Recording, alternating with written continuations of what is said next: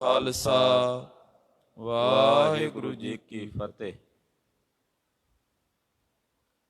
ਚਬਰ ਛਤਰ ਤਖਤ ਦੇ ਮਾਲਕ, ਦਸਾਂ ਪਾਤਸ਼ਾਹੀਆਂ ਦੀ ਆਤਮਿਕ ਜਾਗਦੀ ਜੋਤ, ਹਾਜ਼ਰਾਂ ਹਜ਼ੂਰ ਜਹਰਾਂ ਜਹੂਰ ਸਰਬ ਕਲਾ ਭਰਪੂਰ। ਬਾਣੀ ਗੁਰੂ ਗੁਰੂ ਹੈ ਬਾਣੀ, ਵਿੱਚ ਬਾਣੀ ਅੰਮ੍ਰਿਤ ਸਾਰੇ। ਗੁਰਬਾਣੀ ਕਹੈ ਸੇਵਕ ਜਨ ਮਾਨੈ, ਪ੍ਰਤੱਖ ਗੁਰੂ ਨਿਸਤਾਰੇ। ਜਗਤ ਗੁਰੂ ਧੰਨ ਧੰਨ ਸ੍ਰੀ ਗੁਰੂ ਗ੍ਰੰਥ ਸਾਹਿਬ ਜੀ ਮਹਾਰਾਜ ਜੀ ਦੇ ਪਵਿੱਤਰ ਚਰਨ ਕਮਲਾਂ 'ਚ ਜੁੜ ਬੈਠੇ ਗੁਰੂ ਸਵਰੂਪ ਗੁਰੂ ਖਾਲਸਾ ਸਾਧ ਸੰਗਤ ਜੀਓ, ਧੰਨਤਾ ਦੇ ਪਾਤਰ ਹੋ। ਨਿਤਾ ਪ੍ਰਤੀ ਗੁਰੂ ਚਰਨਾਂ 'ਚ ਜੁੜ ਕੇ ਸਤਿਗੁਰਾਂ ਦੇ ਚਰਨਾਂ ਵਿੱਚ ਹਾਜ਼ਰੀਆਂ ਭਰ ਕੇ ਆਪਣੇ ਜੀਵਨ ਦੀਆਂ ਘੜੀਆਂ ਸਵਾਸ ਗੁਰੂ ਲੇਖੇ ਲਾਉਂਦਿਆਂ ਸਫਲਾ ਔਰ ਸਕਾਰਥਾ ਕਰਦੇ। ਲੜੀਵਾਰ ਗੁਰੂ ਕਲਗੀਧਰ ਜੀ ਦੇ ਇਤਿਹਾਸ ਦੀ ਪਵਿੱਤਰ ਅੰਮ੍ਰਿਤ ਕਥਾ ਆਪ ਜੀ ਸਰਵਣ ਕਰ ਰਹੇ ਹੋ। ਕਲਗੀਆਂ ਵਾਲੇ ਚੋਜੀ ਪ੍ਰੀਤਮ ਪਾਤਸ਼ਾਹ ਜੀ ਮਹਾਰਾਜ ਸਿੱਖਾਂ ਦੀ ਬੇਨਤੀ ਕਰਨ 'ਤੇ ਮਹਾਰਾਜ ਜੀ ਨੇ ਪਾਹੁਲ ਭੇਦ ਦੱਸਿਆ ਹੈ। ਆਪਣੇ ਪੂਰਬਲੇ ਜਨਮ ਦੇ ਬਾਰੇ ਕਿ ਕੈਸੇ ਦੁਸ਼ਟ ਦਮਨ ਦੇ ਰੂਪ ਦੇ ਵਿੱਚ ਮਹਾਰਾਜ ਜੀ ਨੇ ਹੇਮਕੁੰਡ ਸਾਹਿਬ ਪਰਬਤ 'ਤੇ ਭਾਰੀ ਤਪੱਸਿਆ ਕੀਤੀ ਹੈ, ਉਸ ਦਾ ਜ਼ਿਕਰ, ਉਸ ਦੀ ਕਥਾ ਮਹਾਰਾਜ ਕਲਗੀਧਰ ਜੀ ਨੇ ਸਰਵਣ ਕਰਵਾਈ। ਕਲਗੀਆਂ ਵਾਲੇ ਚੋਜੀ ਪ੍ਰੀਤਮ ਪਾਤਸ਼ਾਹ ਜੀ ਮਹਾਰਾਜ ਜੀ ਦੇ ਜਿਹੜੇ ਇਤਿਹਾਸਕ ਵਾਕ, ਇਹ ਇਤਿਹਾਸਕ ਕਥਾਵਾਂ ਆਪ ਜੀ ਸਰਵਣ ਕਰ ਰਹੇ ਹੋ, ਇਹ 100 ਸਾਖੀ ਵਿੱਚੋਂ ਭਾਈ ਸੰਤੋਖ ਸਿੰਘ ਜੀ ਨੇ ਲਏ ਹਨ। 100 ਸਾਖੀ ਸਿੱਖ ਇਤਿਹਾਸ ਦੀ ਇੱਕ ਐਸੀ ਗਹਿਰੀ ਪੁਸਤਕ ਹੈ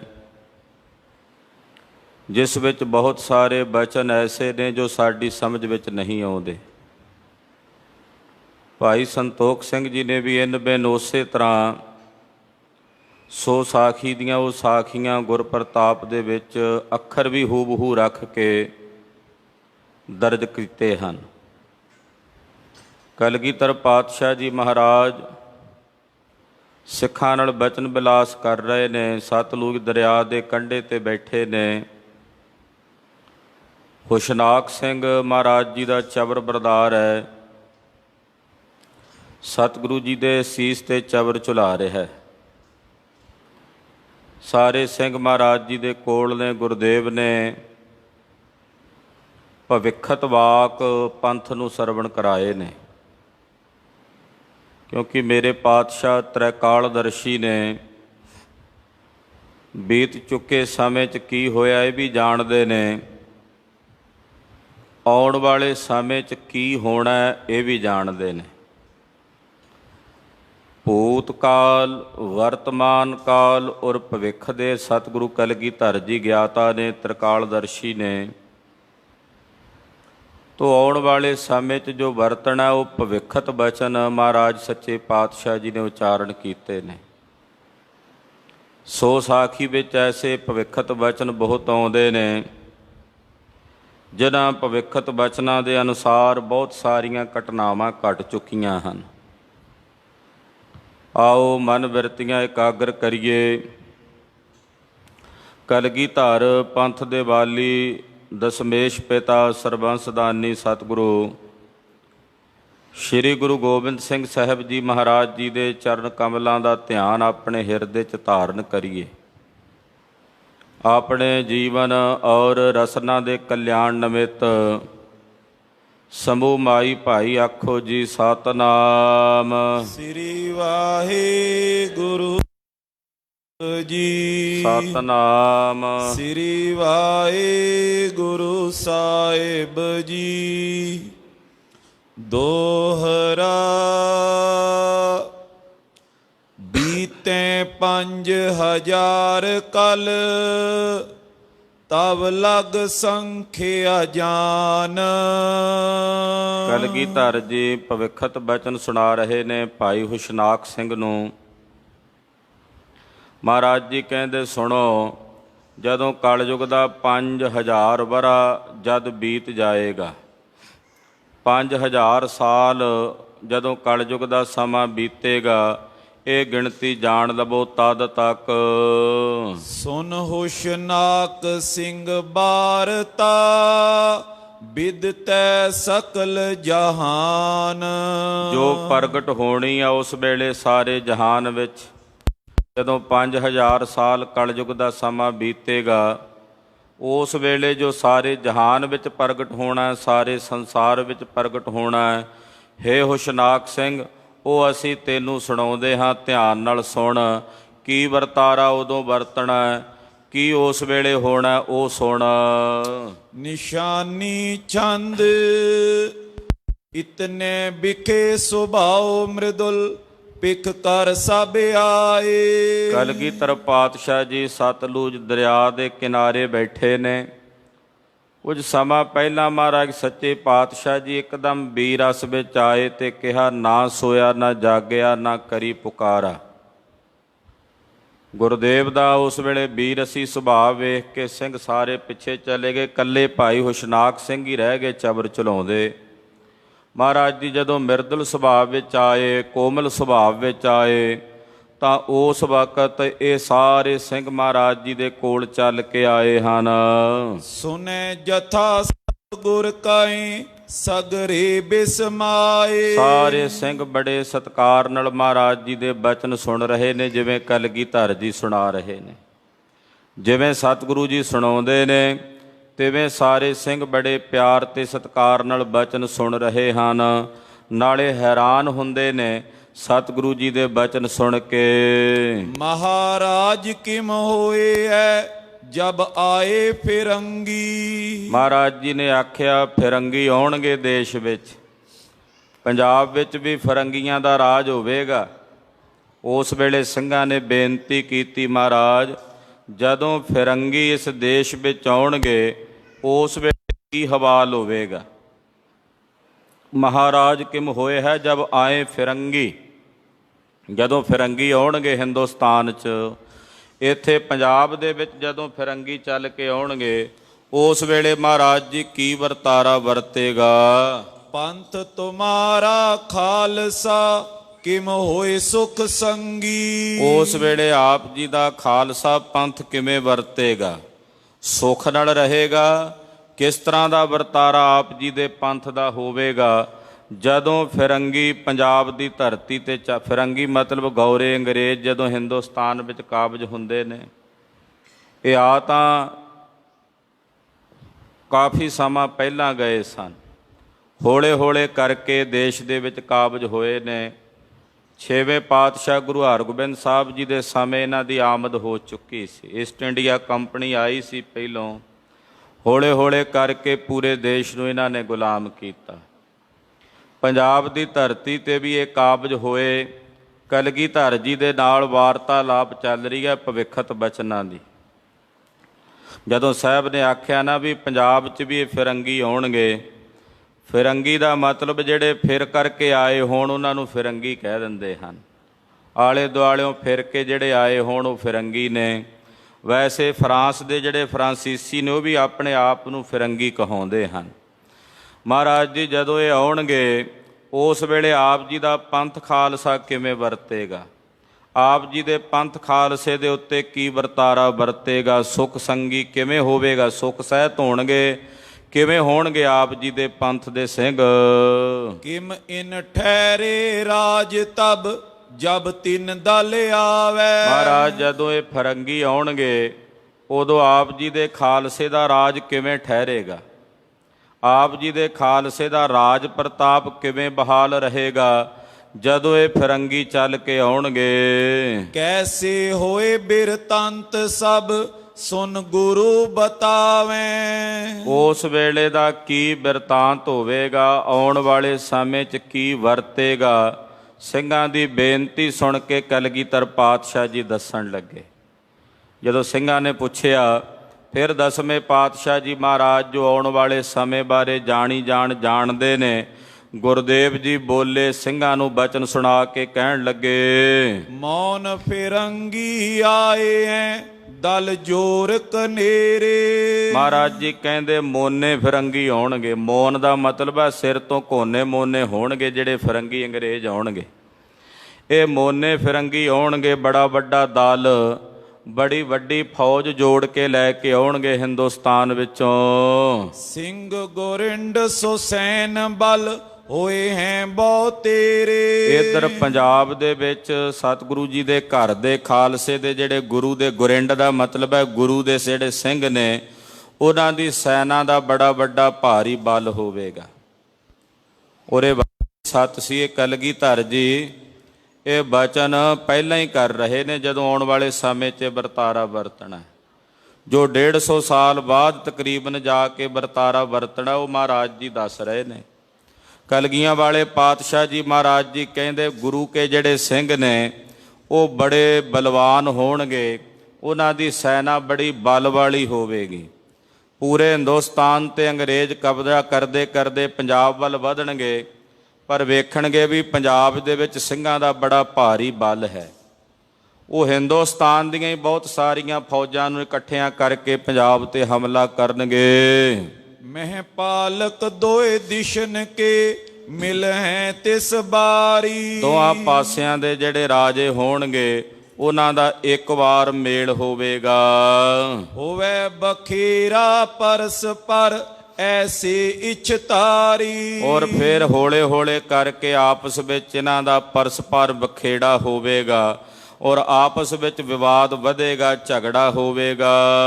ਕਬੂ ਸੋ ਬਲ ਮਮ ਖਾਲਸਾ ਹੋਵੇ ਨਿਬਲ ਫਿਰੰਗੀ। ਕਦੇ ਮੇਰਾ ਖਾਲਸਾ ਸਬਲ ਹੋ ਕੇ ਫਰੰਗੀਆਂ ਤੇ ਭਾਰੂ ਪਵੇਗਾ ਔਰ ਕਦੇ ਇਹ ਫਰੰਗੀ ਜਿਹੜੇ ਨੇ ਇਹ ਨਿਰਬਲ ਤੇ ਕਮਜ਼ੋਰ ਹੋਣਗੇ ਖਾਲਸੇ ਅੱਗੇ। ਕਬੂ ਨਿਬਲ ਮਮ ਪੰਥ ਹੋਏ ਸੇ ਸੋ ਬਲ ਕੁਟੰਗੀ। ਔਰ ਕਦੇ ਮੇਰਾ ਖਾਲਸਾ ਇਹਨਾਂ ਫਰੰਗੀਆਂ ਅੱਗੇ ਨਿਰਬਲ ਹੋਵੇਗਾ ਔਰ ਇਹ ਜਿਹੜੇ ਫਰੰਗੀ ਨੇ ਕੋਝੇ ਢੰਗ ਦੇ ਨਾਲ, ਕਿਉਂਕਿ ਇਹਨਾਂ ਨੇ ਕੋਝੇ ਢੰਗ ਦੇ ਨਾਲ ਬਹੁਤ ਸਾਰੇ ਜਿਹੜੇ ਪਹਾੜਾ ਸਿੰਘ ਵਰਗੇ, ਗੁਲਾਬ ਸਿੰਘ ਵਰਗੇ, ਧਿਆਨ ਸਿੰਘ ਡੋਗਰੇ ਵਰਗੇ, ਹੀਰਾ ਸਿੰਘ ਵਰਗੇ ਜਿਹੜੇ ਸਿੱਖਾਂ ਦੇ ਭੇਖ ਦੇ ਵਿੱਚ ਹੀ ਛੁਪੇ ਹੋਏ ਸਨ, ਉਹਨਾਂ ਨੂੰ ਆਪਣੇ ਨਾਲ ਰਲਾ ਕੇ ਖਾਲਸੇ ਨੂੰ ਨਿਰਬਲ ਕਰਨਗੇ। ਕੋਝੇ ਢੰਗ ਦੇ ਨਾਲ ਇਹ ਬਲੀ ਹੋਣਗੇ। ਚੋਪਈ ਰਾਏ ਖਾਲਸਾ ਜਬ ਲਗ ਨਿਆਰੋ। ਪਾਤਸ਼ਾਹ ਕਹਿੰਦੇ ਮੇਰਾ ਖਾਲਸਾ ਜਦੋਂ ਤੱਕ ਨਿਆਰਾ ਰਹੇਗਾ, ਮੇਰੇ ਖਾਲਸੇ ਦੀ ਰੀਤ, ਖਾਲਸੇ ਦੀ ਰਹੁ ਰਹਿਣੀ ਜਦੋਂ ਤੱਕ ਨਿਆਰੀ ਹੋਵੇਗੀ, ਮੇਰਾ ਖਾਲਸਾ ਨਿਆਰਾ ਰਹੇਗਾ। ਤਬ ਲਗ ਤੇਜ ਦਿਓ ਮੋ ਸਾਰੋ। ਉਦੋਂ ਤੱਕ ਮੈਂ ਆਪਣੇ ਖਾਲਸੇ ਨੂੰ ਸਮੁੱਚਾ ਬਲ, ਸਮੁੱਚਾ ਜ਼ੋਰ ਆਪਣੇ ਖਾਲਸੇ ਪੰਥ ਨੂੰ ਦੇਵਾਂਗਾ। ਜਦੋਂ ਤੱਕ ਮੇਰਾ ਖਾਲਸਾ ਨਿਆਰਾ ਰਹੇਗਾ ਉਦੋਂ ਤੱਕ ਮੈਂ ਆਪਣਾ ਤੇਜ ਆਪਣੇ ਖਾਲਸੇ ਵਿੱਚ ਵਰਤਾਵਾਂਗਾ। ਜਾਵੇ ਗਹਿ ਵਿਪਰਨ ਕੀ ਰੀਤ, ਮੈਂ ਨਾ ਕਰੋ ਇਨ ਕੀ ਪ੍ਰਤੀਤ। ਜਦੋਂ ਇਹ ਵਿਪਰਵਾਦੀ ਬਿਰਤੀ ਨੂੰ ਧਾਰਨ ਕਰੇਗਾ ਫਿਰ ਮੇਰੀ ਇਹਨਾਂ ਦੀ ਕੋਈ ਪ੍ਰਤੀਤ ਨਹੀਂ ਹੈ। ਜਦੋਂ ਤੱਕ ਇਹ ਨਿਆਰੇ ਹੋ ਕੇ ਰਹਿਣਗੇ ਉਦੋਂ ਤੱਕ ਮੇਰਾ ਤੇਜ ਪ੍ਰਤਾਪ ਇਹਨਾਂ ਵਿੱਚ ਵਰਤੇਗਾ। ਬੰਦੇ ਜਾਏ ਮੋਹ ਕੀ ਫਾਸ। ਤੇ ਜਦੋਂ ਇਹ ਮੋਹ ਦੀਆਂ ਫਾਂਸੀਆਂ ਵਿੱਚ ਬੰਨੇ ਜਾਣਗੇ, ਮਮਤਾ ਵਸ ਹੋ ਜਾਣਗੇ। ਸੁਤ ਬਨਤਾ ਦਿਕ ਬਾਸ ਆਵਾਸ। ਪੁੱਤਰ ਘਰ ਵਾਲੀਆਂ ਦੇ ਸਹਿਤ ਸੁਖ ਰਹਿਣੇ ਹੋ ਜਾਣਗੇ ਔਰ ਖਾਲਸੇ ਦੀ ਚੜ੍ਹਦੀ ਕਲਾ ਵਾਲੇ ਪਾਸੇ ਉਸਾਰੂ ਬਿਰਤੀ ਨਾਲ ਨਾ ਸੋਚਣਗੇ। ਗਊਨ ਹਾਂਕੇ ਰਿਸ਼ਵਤ ਲਈ। ਗਊਨ ਹਾਂਕਿਆਂ ਦਾ ਮਤਲਬ ਹੈ ਵੀ ਹਥਿਆਰ ਛੱਡ ਦੇਣਗੇ, ਸ਼ਸਤਰ ਛੱਡ ਕੇ ਪਸ਼ੂਆਂ ਨੂੰ ਚਾਰਨਾ। ਰਿਸ਼ਵਤਖੋਰੀ ਦੀਆਂ ਬਿਰਤੀਆਂ ਜਦੋਂ ਇਹਨਾਂ ਵਿੱਚ ਚੱਲਣਗੀਆਂ, ਇਤਿਆਦਿਕ ਕਰਮਨ ਬਸ ਤੇਈ। ਜਦੋਂ ਇਦਾਂ ਦੇ ਭੈੜੇ ਕਰਮਾਂ ਦੇ ਵਿੱਚ ਇਹ ਪ੍ਰਵਿਰਤ ਹੋਣਗੇ, ਕਿਉਂਕਿ ਖਾਲਸਾ ਸਾਰਾ ਨਹੀਂ, ਇੱਥੇ ਸਾਰੇ ਦੀ ਗੱਲ ਨਹੀਂ ਹੋ ਰਹੀ, ਉਹਨਾਂ ਵਿੱਚੋਂ ਜਦੋਂ ਕੁਝ ਇਹੋ ਜਿਹੇ ਲੋਕ ਹੋਣਗੇ। ਧੀ ਭੈਣ ਕਾ ਪੈਸਾ ਖਾਵੇ। ਧੀ ਭੈਣ ਦਾ ਪੈਸਾ ਖਾਣ ਲੱਗ ਜਾਣਗੇ। ਬੈਠ ਦੁਲੀਚੇ ਨਿਆਉ ਕਮਾਵੇ। ਔਰ ਦੁਲੀਚੇ ਹੋ ਕਰਕੇ ਨਿਆਂ ਕਮਾਉਣਗੇ, ਇਨਸਾਫ ਕਰਨਗੇ। ਵਾਚੈ ਵੇਦ ਗਿਰਾ ਗੁਰ ਛੋੜੈ। ਔਰ ਬ੍ਰਾਹਮਣੀ ਵੇਦਾਂ ਨੂੰ ਪੜ੍ਹਨਗੇ ਔਰ ਗੁਰੂ ਕੀ ਬਾਣੀ ਨੂੰ ਛੱਡ ਦੇਣਗੇ। ਗੁਰਬਾਣੀ ਨੂੰ ਛੱਡ ਕੇ ਜਦੋਂ ਵੇਦਾਂ ਨੂੰ ਬਹੁਲਤਾ ਦੇਣਗੇ, ਵੇਦਾਂ ਨੂੰ ਪੜ੍ਹਨਗੇ, ਵੇਦ ਗਿਰਾ ਨੂੰ ਉਚਾਰਨਗੇ, ਵਿਪਰ ਧਰਮ ਕਰ ਜੀਵੈ ਮੋਢੈ, ਔਰ ਵਿਪਰਵਾਦੀ ਬਿਰਤੀ ਨੂੰ ਧਾਰਨ ਕਰਨਗੇ, ਖਾਲਸੇ ਦੀ ਰੋਹ ਰੀਤੀ ਦਾ ਜਦੋਂ ਇਹ ਤਿਆਗ ਕਰਨਗੇ। ਪ੍ਰਥਮ ਫਿਰੰਗੀ ਲੁਧਪੁਰ ਆਵੇ, ਨਾਰ ਮਲੇਛੀ ਘਰ ਮਹਿ ਆਨੈ, ਬੇਸ਼ਵਾ ਰਮਣ ਨਾ ਕਬਹੂ ਖਿਸਾਨੈ। ਮਲੇਛੀ ਇਸਤਰੀਆਂ ਨੂੰ ਵੀ ਘਰ ਵਿੱਚ ਲਿਆ ਕੇ ਵੇਸ਼ਿਆਗਾਮੀ ਬਿਰਤੀ ਸਿੱਖ ਰਿਆਸਤਾਂ ਦੇ ਰਾਜੇ ਗੁਰੂ ਖਾਲਸਾ ਜੀ, ਕੁਝ ਰਾਜਿਆਂ ਦੀ ਬਿਰਤੀ ਇਹੋ ਜਿਹੀ ਹੋ ਚੁੱਕੀ ਸੀ। ਜਿਨ੍ਹਾਂ ਰਿਆਸਤਾਂ ਵਿੱਚ ਆਪਾਂ ਰਹਿ ਰਹੇ ਹਾਂ, ਇਹਨਾਂ ਰਿਆਸਤਾਂ ਦੇ ਕੁਝ ਰਾਜੇ ਇਹੋ ਜਿਹੀ ਬਿਰਤੀ ਦੇ ਧਾਰਨੀ ਹੋ ਚੁੱਕੇ ਸਨ। ਮਹਾਰਾਜ ਜੀ ਕਹਿੰਦੇ ਜਦੋਂ ਇਦਾਂ ਦੀ ਬਿਰਤੀ ਵਾਲੇ ਰਾਜੇ ਹੋ ਜਾਣਗੇ ਸਿੱਖਾਂ ਵਿੱਚ, ਖੋਜੈ ਪੀਰ ਰਹੇ ਗੁਰ ਦੂਰ, ਔਰ ਗੁਰੂ ਤੋਂ ਦੂਰ ਰਹਿ ਕੇ ਦੇਵੀ ਦੇਵਤਿਆਂ ਤੇ ਪੀਰਾਂ ਕਬਰਾਂ ਵਾਲੇ ਪਾਸੇ ਨੂੰ ਦੌੜਨਗੇ। ਨਾਰੀ ਨਿਆਉ ਕਰੇ ਭਰਪੂਰ, ਨਾਰੀ ਨਿਆਉ ਦਾ ਮਤਲਬ ਹੈ ਵੀ ਡਰ ਕੇ ਇਨਸਾਫ ਕਰਨਗੇ, ਭੈ ਭੀਤ ਹੋ ਕੇ। ਜਿਹੜਾ ਬੰਦਾ ਡਰ ਕੇ ਇਨਸਾਫ ਕਰੇਗਾ, ਕੀ ਇਨਸਾਫ ਕਰ ਸਕਦਾ ਉਹ? ਜਦੋਂ ਇਹ ਨਾਰੀ ਨਿਆਉ ਕਰਨਗੇ, ਯਾਨੀ ਕਿ ਡਰ ਕੇ ਭੈ ਭੀਤ ਹੋ ਕੇ ਇਨਸਾਫ ਕਰਨ ਲੱਗ ਪੈਣਗੇ। ਸਿੱਖਣੀਆਂ ਗਣ ਪ੍ਰਿਤਵਨ ਚਾਹੈ, ਔਰ ਆਪਣੇ ਘਰਾਂ ਦੇ ਵਿੱਚ ਅਨੇਕਾਂ ਦਾਸੀਆਂ ਨੂੰ, ਗੋਲੀਆਂ ਨੂੰ ਰੱਖਣਾ ਚਾਹਣਗੇ ਰਾਜੇ। 300 ਤੱਕ ਰਾਣੀਆਂ, ਗੋਲੀਆਂ ਜਿਹੜੀਆਂ ਕਈ ਸਿੱਖ ਰਾਜਿਆਂ ਨੇ ਆਪਣੇ ਘਰਾਂ ਵਿੱਚ ਰੱਖੀਆਂ। ਨ੍ਰਿਪ ਨਾਰੀ ਮੋਨੇ ਕੁਨ ਰਾਹੈ, ਔਰ ਜਿਹੜੇ ਨ੍ਰਿਪ ਨਾਰੀ ਯਾਨੀ ਕਿ ਜਿਹੜੀਆਂ ਆਪਣੀਆਂ ਵਿਆਹੀਆਂ ਹੋਈਆਂ ਰਾਣੀਆਂ ਨੇ, ਉਹਨਾਂ ਵਿੱਚ ਤ੍ਰਿਪਤ ਨਹੀਂ ਹੋਣਗੇ। ਪ੍ਰਥਮ ਫਿਰੰਗੀ ਲੁਧਪੁਰ ਆਵੇ, ਕਹਿੰਦੇ ਉਦੋਂ ਖਾਲਸੇ ਦਾ ਤੇਜ ਘਟਣਾ ਸ਼ੁਰੂ ਹੋ ਜਾਏਗਾ, ਕਿਉਂਕਿ ਇਹ ਵਿਪਰਵਾਦੀ ਬਿਰਤੀ ਹੋ ਗਈ, ਸਾਰੀ ਉਲਟ ਬਿਰਤੀ ਹੋ ਗਈ। ਇਹ ਖਾਲਸੇ ਦੀ ਰੋਹ ਰੀਤੀ ਨਹੀਂ ਹੈ ਕਿ ਸਿੱਖ ਰਿਆਸਤਾਂ ਦਾ ਰਾਜਾ ਹੋਵੇ। ਇਹ ਉਸ ਸਿੱਖ ਰਾਜਿਆਂ ਦੇ ਰਿਆਸਤਾਂ ਦੀ ਬਿਰਤੀ ਦੇ ਰਾਜਿਆਂ ਦੀ ਇਹ ਬਿਰਤੀ ਨਹੀਂ ਹੈ।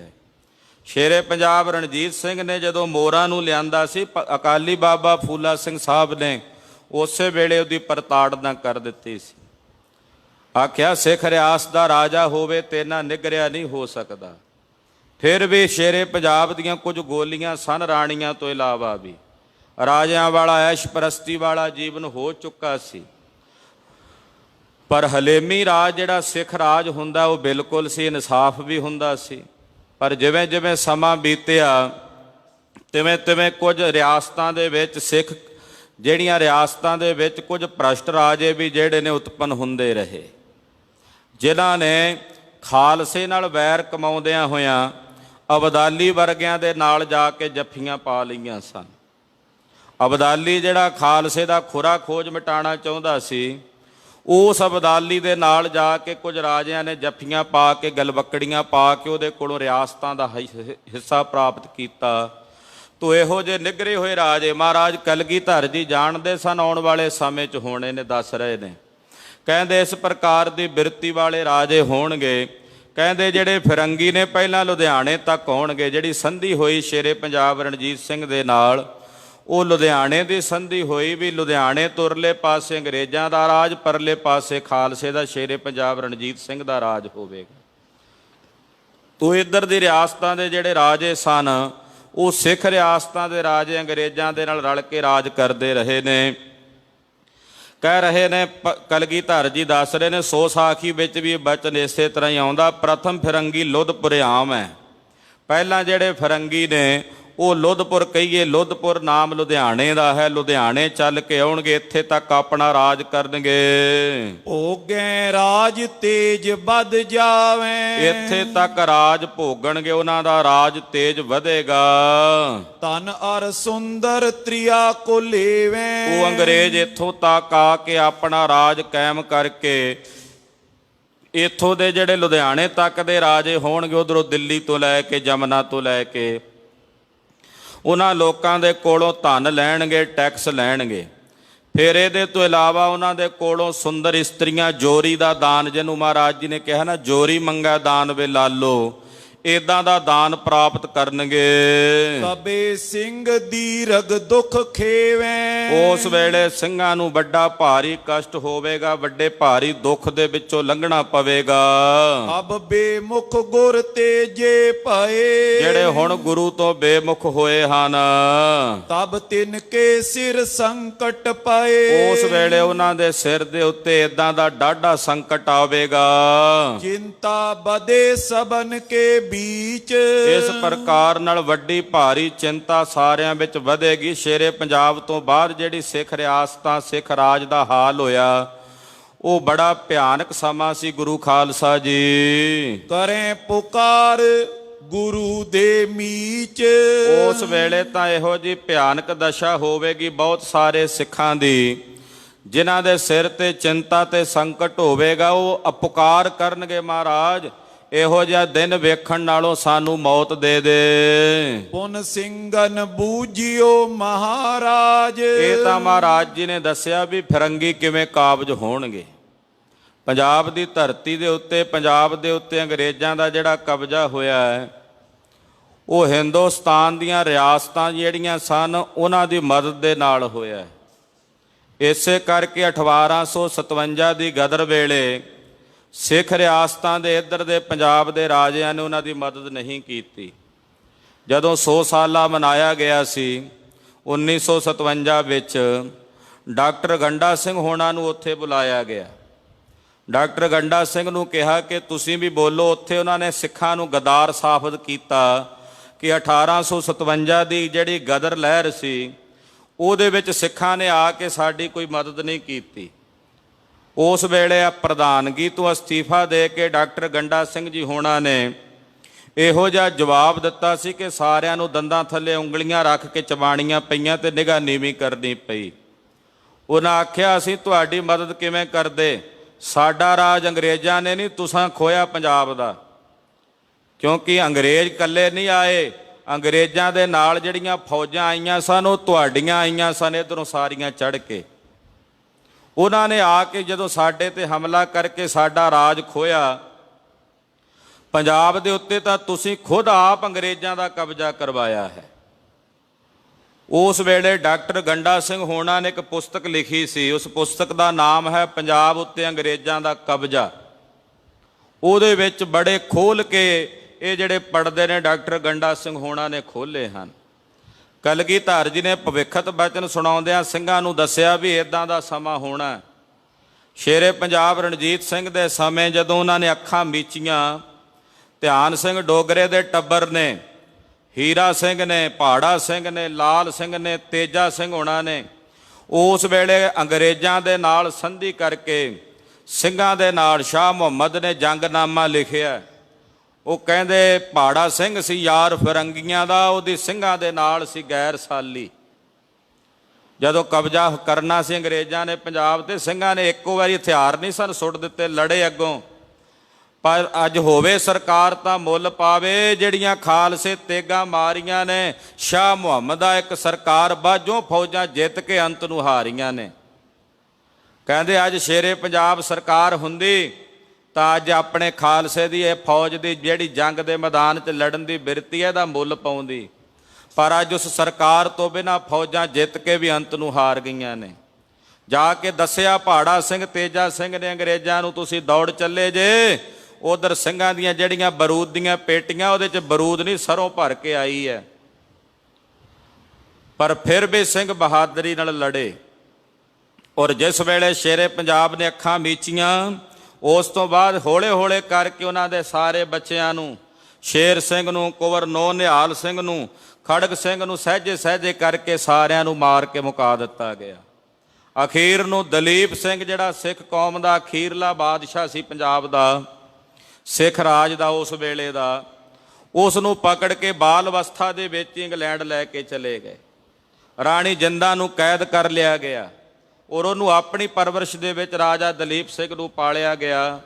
ਮਹਾਰਾਜਾ ਦਲੀਪ ਸਿੰਘ ਨੇ ਯਤਨ ਕੀਤਾ ਇੱਕ ਵਾਰੀ ਪੰਜਾਬ 'ਚ ਆ ਕੇ ਮੁੜ ਕੇ ਦੁਬਾਰਾ ਆਪਣੀ ਕੌਮ ਨੂੰ ਇਕੱਤਰ ਕਰਕੇ ਫੌਜ ਤਿਆਰ ਕਰਕੇ ਅੰਗਰੇਜ਼ਾਂ ਦੇ ਖਿਲਾਫ ਲੜੀਏ, ਪਰ ਉਹ ਕਾਮਯਾਬ ਨਾ ਹੋ ਸਕੇ। ਅਖੀਰ ਨੂੰ ਆਪਣਾ ਸਰੀਰ ਤਿਆਗ ਗਏ। ਸੋ ਕਹਿਣ ਤੋਂ ਭਾਵ ਇਹ ਉਸ ਵੇਲੇ ਦਾ ਜਿਹੜਾ ਸਾਰਾ ਦੁਖਾਂਤ ਵਰਤਿਆ ਸੀ ਉਹਦਾ ਸਾਰਾ ਵਰਣਨ ਮਹਾਰਾਜ ਜੀ ਨੇ ਨਾ ਥੋੜ੍ਹੇ ਜਿਹੇ ਸ਼ਬਦਾਂ ਦੇ ਵਿੱਚ ਕਰ ਦਿੱਤਾ ਹੈ। ਸਭ ਤੋਂ ਪਹਿਲੀ ਗਲਤੀ ਹੋਈ ਸੀ, ਜਿਹਦੇ ਬਾਰੇ ਅਕਾਲੀ ਬਾਬਾ ਫੂਲਾ ਸਿੰਘ ਜੀ ਨੇ ਸ਼ੇਰੇ ਪੰਜਾਬ ਰਣਜੀਤ ਸਿੰਘ ਜੀ ਨੂੰ ਕਿਹਾ ਸੀ, ਰਣਜੀਤ ਸਿੰਘ ਜੀ ਇਹਨਾਂ ਗੋਰਿਆਂ ਨਾਲ ਸਾਡੀ ਕੋਈ ਸੰਧੀ ਨਹੀਂ ਹੈ। ਲੁਧਿਆਣੇ ਦੀ ਜਿਹੜੀ ਹੱਦ ਬਣਾਈ ਗਈ, ਇੱਥੇ ਜਿਹੜੀ ਸੰਧੀ ਕੀਤੀ ਗਈ ਸੀ ਇਹਨਾਂ ਦੇ ਨਾਲ, ਇਹਦੇ ਬਾਰੇ ਅਕਾਲੀ ਜੀ ਨੇ ਰੋਕਿਆ ਸੀ ਵੀ ਸਾਡਾ ਇਹਨਾਂ ਦੇ ਨਾਲ ਕੋਈ ਮੇਲ ਨਹੀਂ, ਅਸੀਂ ਇਹਨਾਂ ਨਾਲ ਸੰਧੀ ਨਹੀਂ ਕਰਨੀ, ਸੰਧੀ ਕਰਾਂਗੇ ਹੌਲੇ ਹੌਲੇ ਸਾਡੇ ਵਿੱਚ ਆ ਕੇ ਵੜਨਗੇ। ਇਹਨਾਂ ਦੇ ਨਾਲ ਸਾਡਾ ਮੇਲ ਤਾਂ ਤਲਵਾਰ ਢਾਲ ਲੈ ਕੇ ਜੰਗ ਦੇ ਮੈਦਾਨ 'ਚ ਹੋ ਸਕਦਾ ਹੈ, ਪਰ ਇੱਦਾਂ ਰਾਜ ਭਾਗ ਦੀ ਹੱਦਬੰਦੀ ਕਰਕੇ ਇਹਨਾਂ ਨਾਲ ਸਾਡੀ ਕੋਈ ਸੰਧੀ ਨਹੀਂ ਹੋ ਸਕਦੀ। ਪਰ ਉਸ ਵੇਲੇ ਗਲਤੀ ਹੋ ਗਈ ਔਰ ਬਾਅਦ ਵਿੱਚ ਸਹਿਜੇ ਸਹਿਜੇ ਕਰਕੇ ਅੰਗਰੇਜ਼ ਲੁਧਿਆਣੇ ਤੋਂ ਟੱਪਦੇ ਟੱਪਦੇ ਅੱਗੇ ਲਾਹੌਰ ਤੱਕ ਜਾ ਪਹੁੰਚੇ ਔਰ ਪੰਜਾਬ ਤੇ ਕਾਬਜ ਹੋ ਗਏ। ਕਲਗੀਧਰ ਪਾਤਸ਼ਾਹ ਜੀ ਨੇ ਜਦੋਂ ਫਰੰਗੀਆਂ ਦੀ ਇਹ ਸਾਰੀ ਗਾਥਾ ਸੁਣਾਈ ਕਿ ਕਿਵੇਂ ਫਰੰਗੀ ਦੇਸ਼ ਦੇ ਉੱਤੇ, ਪੰਜਾਬ ਦੇ ਉੱਤੇ ਆ ਕੇ ਕਾਬਜ ਹੋਏ, ਸਿੱਖਾਂ ਦਾ ਰਾਜ ਉਹਨਾਂ ਨੇ ਖੋਹਿਆ, ਔਰ ਉਸ ਰਾਜ ਨੂੰ ਖੋਹਣ ਵਾਸਤੇ ਇਹ ਜਿਹੜੀ ਵਿਸਥਾਰ ਸਹਿਤ ਕਥਾ ਹੈ, ਇਹ ਗਿਆਨੀ ਗਿਆਨ ਸਿੰਘ ਜੀ ਹੋਣਾ ਨੇ ਪੰਥ ਪ੍ਰਕਾਸ਼ ਦੇ ਵਿੱਚ ਲਿਖੀ ਹੈ। ਇੱਕ ਪੰਥ ਪ੍ਰਕਾਸ਼ ਸਰਦਾਰ ਰਤਨ ਸਿੰਘ ਜੀ ਭੰਗੂ ਜੀ ਨੇ ਲਿਖਿਆ, ਜਿਹਦੀ ਕਥਾ ਆਪਾਂ ਇੱਥੇ ਗੁਰਪ੍ਰਤਾਪ ਦੀ ਸਮਾਪਤੀ ਤੋਂ ਬਾਅਦ ਕੀਤੀ ਹੈ। ਇੱਕ ਪੰਥ ਪ੍ਰਕਾਸ਼ ਜਿਸ ਨੂੰ ਨਵੀਨ ਪੰਥ ਪ੍ਰਕਾਸ਼ ਕਹਿੰਦੇ ਹੋ, ਗਿਆਨੀ ਗਿਆਨ ਸਿੰਘ ਹੋਣਾ ਨੇ ਲਿਖਿਆ। ਗਿਆਨੀ ਗਿਆਨ ਸਿੰਘ ਹੋਣਾ ਨੇ ਜਿਹੜਾ ਪੰਥ ਪ੍ਰਕਾਸ਼ ਲਿਖਿਆ, ਉਹਦੇ ਵਿੱਚ ਉਹਨਾਂ ਨੇ ਸ਼ੇਰੇ ਪੰਜਾਬ ਰਣਜੀਤ ਸਿੰਘ ਦੇ ਰਾਜ ਦਾ ਵੀ ਸਾਰਾ ਜ਼ਿਕਰ ਕੀਤਾ ਹੈ, ਸਾਰੀਆਂ ਸਿੱਖ ਸੰਪਰਦਾਵਾਂ ਦਾ ਜ਼ਿਕਰ ਕੀਤਾ ਹੈ। ਭਾਈ ਰਤਨ ਸਿੰਘ ਜੀ ਹੋਣਾ ਨੇ ਕੇਵਲ ਸ਼ੇਰੇ ਪੰਜਾਬ ਦੇ ਰਾਜ ਤੱਕ ਦੀ ਜਿਹੜੀ ਕਥਾ ਵੀ ਕਿਵੇਂ ਰਾਜ ਸਥਾਪਿਤ ਹੋਇਆ, ਉੱਥੋਂ ਤੱਕ ਦੀ ਕਥਾ ਲਿਖੀ ਹੈ। ਉਹ ਰਾਜ ਗਿਆ ਕਿਵੇਂ, ਉਹਦਾ ਜ਼ਿਕਰ ਗਿਆਨੀ ਗਿਆਨ ਸਿੰਘ ਹੋਣਾ ਨੇ ਕੀਤਾ। ਜੇ ਸਾਹਿਬ ਨੇ ਕਿਰਪਾ ਕੀਤੀ, ਸਰੀਰ ਵਿੱਚ ਤਾਣ ਰਿਹਾ, ਗੁਰਦੇਵ ਨੇ ਉਮਰ ਪ੍ਰਦਾਨ ਕੀਤੀ ਤੇ ਇਸ ਕਥਾ ਦੀ ਸਮਾਪਤੀ ਤੋਂ ਬਾਅਦ ਗਿਆਨੀ ਗਿਆਨ ਸਿੰਘ ਹੋਣਾ ਦੇ ਪੰਥ ਪ੍ਰਕਾਸ਼ ਦੀ ਉਹ ਕਥਾ ਕਰਨ ਦੀ ਇੱਛਾ ਹੈ ਕਿ ਸੰਗਤ ਨੂੰ ਇਤਿਹਾਸ ਵੀ ਸਾਰਾ ਸਰਵਣ ਕਰਾਇਆ ਜਾਵੇ ਕਿ ਸ਼ੇਰੇ ਪੰਜਾਬ ਰਣਜੀਤ ਸਿੰਘ ਦਾ ਰਾਜ ਕਾਇਮ ਕਿਵੇਂ ਹੋਇਆ, ਫਿਰ ਉਹ ਰਾਜ ਗਿਆ ਕਿਵੇਂ, ਕਿਵੇਂ ਮੁਲਤਾਨ ਮਾਰਿਆ ਖਾਲਸੇ ਨੇ, ਕਿਵੇਂ ਪਸ਼ਾਵਰ ਤੱਕ ਆਪਣੇ ਖਾਲਸੇ ਨੇ ਨਿਸ਼ਾਨ ਝੁਲਾਏ ਨੇ, ਕੰਧਾਰ ਤੱਕ ਆਪਣੀਆਂ ਜਿਹੜੀਆਂ ਨੇ ਬੈਰਕਾਂ ਨਿਸ਼ਾਨ ਸਾਹਿਬ ਦੀਆਂ ਝੁਲਾਈਆਂ ਹਨ, ਉਹ ਸਾਰਾ ਵਰਣਨ ਉਹਦੇ ਵਿੱਚ ਆਉਂਦਾ ਹੈ। ਖੈਰ ਇੱਥੇ ਟੂਕ ਮਾਤਰ ਮੈਂ ਵਰਣਨ ਕਰਦਾ ਜਾ ਰਿਹਾ। ਭਾਈ ਸਾਹਿਬ ਭਾਈ ਸੰਤੋਖ ਸਿੰਘ ਜੀ ਨੇ ਸੋ ਸਾਖੀ ਵਿੱਚ ਜੋ ਕਲਗੀਧਰ ਜੀ ਨੇ ਭਵਿੱਖਤ ਬਚਨ ਕਹੇ ਨੇ ਉਹ ਸੁਣਾਏ ਨੇ।